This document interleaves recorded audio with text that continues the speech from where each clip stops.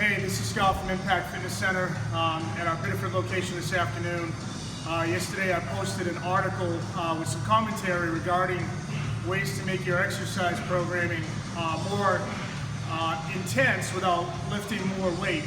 You know, connective tissue and joints are only going to last for a certain amount of time, so as you get older, you got to find ways to challenge yourself without having to handle a heavy load.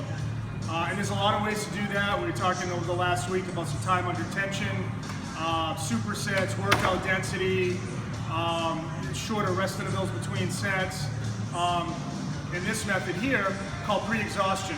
Simply what pre-exhaustion is doing a single joint exercise followed by a multi-joint exercise.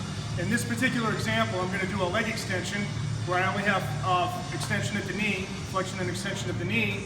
I got a dumbbell sitting right over here for a goblet squat. Goblet squat's triple extension. You have flexion extension of your ankle, your knee, and your hip. So by pre-fatiguing my quads on the leg extension, when I go to my squat, my quads are going to fry, ideally, rather than other muscles taking over the lift. So if I have good glute development, good hamstring development, but I have weak quads, you may want to prioritize your quad training by doing some pre-fatiguing type work. So all I'm going to do here is go over just a quick set of leg extensions.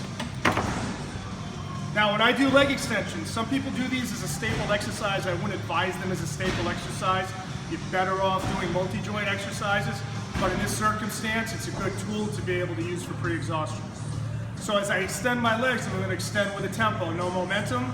I'm going to lower with a tempo, and I'm going to pause at the top of each movement, trying to contract my quads as well as contracting or flexing my bicep. Sit with good posture. You can hold your handles, you don't have to. Come up under control, pause, down under control. So every movement is done deliberately. You're not doing them just to get them done and racing through. You're doing them safely. You're maximizing motor unit recruitment by flexing. There's not a heavy load, so I'm not generating a super powerful contraction, but by flexing my quads on each rep, I'm able to get more muscle fibers to fire. So everything's under control, pause, under control on the way down. Now if I did a set of 10, 12, 15, 20 reps, my quads are going to be fatigued.